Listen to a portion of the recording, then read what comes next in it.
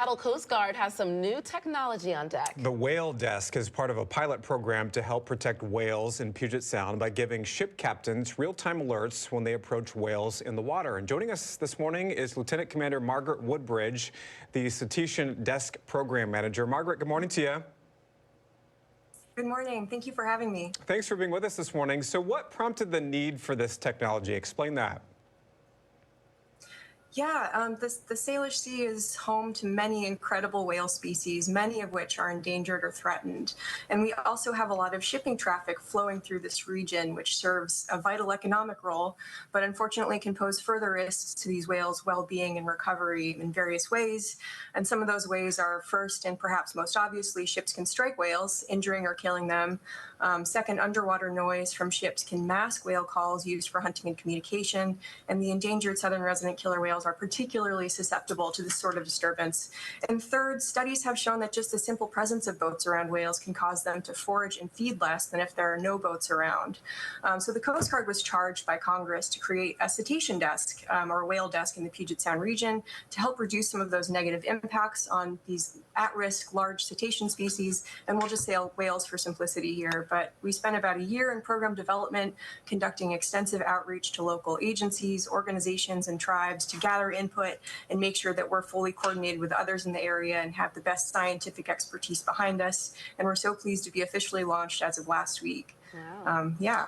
Congratulations. You all are doing some great work, and it sounds like it takes some time. So can you just give us some examples of what the Whale Desk is looking for exactly and how it takes action?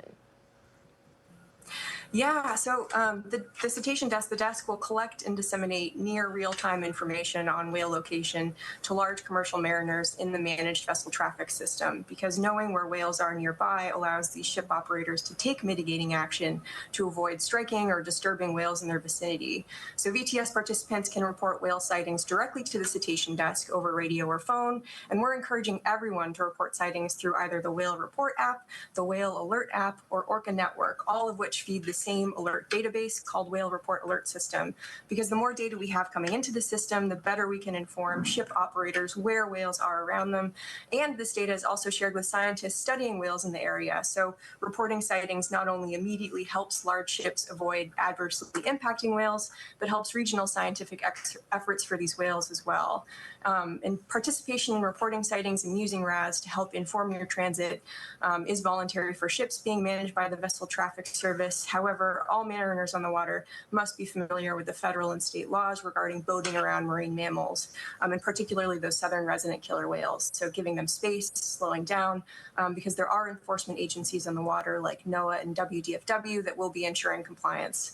And the Be Whale Wise website is a fantastic resource for everyone knowing how to operate safely and legally around whales. And you can visit that at bewhalewise.org. What's the reaction been to the technology, Margaret? The reaction has been positive so far. Many of the people who work in the local maritime industry also live here and support the protection of the incredible whales that we're fortunate to have enough as neighbors, and no one wants their operations to be harming them. So in fact, many mariners in the region are already plugged into the Whale Report Alert System and using it on their transits, including Washington State ferries and the Puget Sound pilots. So our program will help even more information reach them and get even more commercial mariners participating in the program. And we're also working with Coast Guard and Navy assets as well. Just incredible. Thank you so much, Margaret, for sharing all that information. Anything else the public can do to help in this effort? You mentioned some tips, you know, when it comes to protecting the marine life, such as slowing down and giving them room, giving the mammals room when they're out there boating. Any other suggestions?